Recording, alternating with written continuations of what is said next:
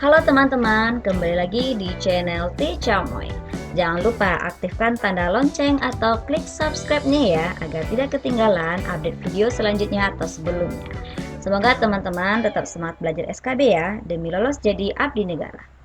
Oke, pada video kali ini saya akan membahas beberapa bentuk soal-soal SKB untuk semua formasi kesehatan dengan materi isu yang lagi hangat saat ini. Karena apa? Karena isu yang lagi hangat bisa jadi soal saat SKB, terutama bidang kesehatan ya, yaitu tentang COVID-19. Selamat belajar, semoga sukses. Soal yang pertama, virus yang menular dari manusia ke manusia yang saat ini menjadi pandemi dunia adalah A. COVID-19, B. H5N1, C. SARS-CoV-2, D. Beta coronavirus, E. H1N1. Jawabannya adalah C. SARS-CoV-2.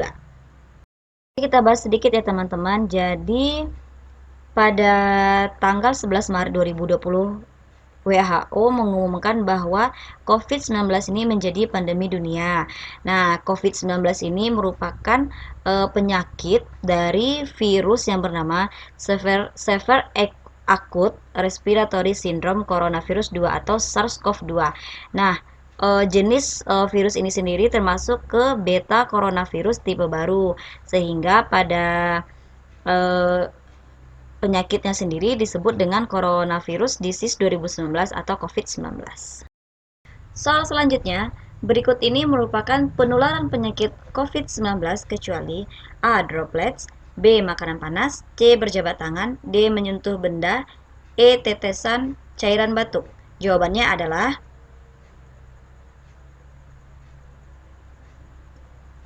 B. Makanan panas. Oke teman-teman, kita bahas sedikit ya bagaimana cara penularan dari COVID-19 ini. Yang pertama itulah droplet, ditularkan melalui percikan ketika orang batuk atau berbicara dengan yang penderita COVID-19. Kemudian yang kedua kontak erat seperti cium tangan, jabat tangan, berpelukan, cipika-cipiki, dan menyentuh permukaan benda yang terkontaminasi. Virus corona ini dapat bertahan pada permukaan benda mati selama berjam-jam sampai berhari-hari. Nah, ini terakhir itu virus corona tidak menular melalui udara ya, teman-teman. Jadi demikianlah cara penularan dari COVID-19. Soal selanjutnya, pasien umur 35 tahun datang ke puskesmas dengan riwayat perjalanan dari Jakarta. Tidak mengalami pilek, batuk maupun demam. Dengan keadaan demikian, tindakan apa yang dilakukan oleh pihak puskesmas? A. Memberikan obat batuk, B. Melakukan rapid test dan swab, C. Rujuk rumah sakit, D. Melakukan isolasi 14 hari dan memberikan edukasi terkait, E. Melakukan pemeriksaan hematologi. Jawabannya adalah D. Melakukan isolasi 14 hari dan memberikan edukasi terkait. Oke, kita bahas sedikit ya teman-teman. Jika ada pasien atau warga yang datang ke puskesmas dengan riwayat perjalanan dari Jakarta atau kota terjangkit atau luar negeri dengan keluhan seperti soal di atas, maka himbauan yang kita lakukan adalah lakukan isolasi mandiri selama 14 hari di rumah, kemudian jaga jarak dengan anggota keluarga dalam rumah minimal 1 meter.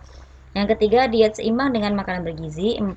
Istirahat yang cukup dan sering minum air putih. Kemudian kita sarankan untuk minum multivitamin, olahraga teratur dan berjemur di bawah matahari selama kurang lebih 10 menit pada jam bisa 9 sampai 10 jam 9 sampai 10.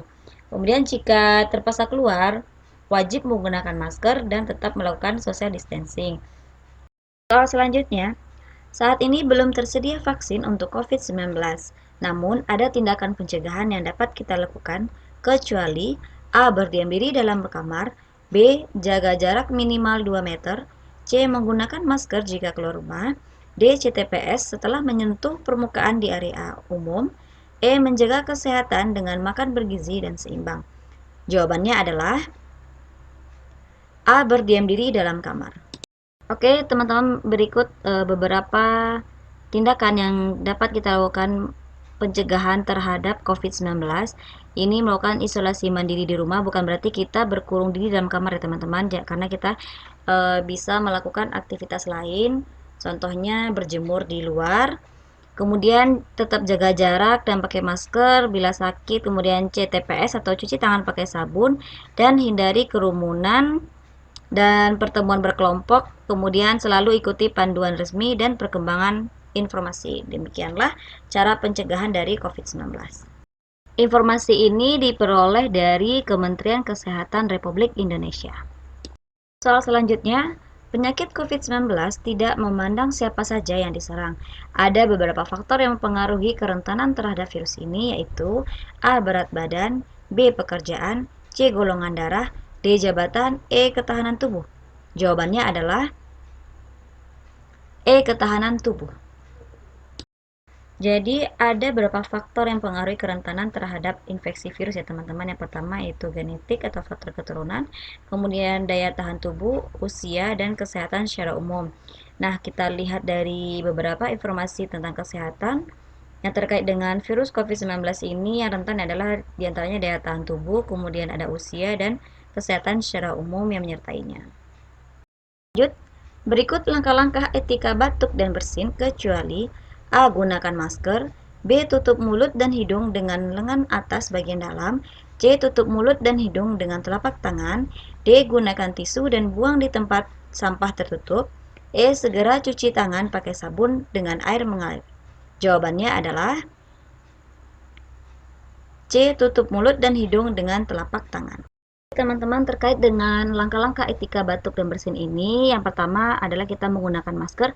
Jika kita tidak menggunakan masker, maka tutup mulut dan hidung dengan lengan atas bagian dalam ketika kita batuk atau bersin. Nah, kemudian atau gunakan tisu, dan setelah kita menggunakan tisu ini, buang di tempat sampah tertutup. Kemudian segeralah cuci tangan pakai sabun dengan air mengalir.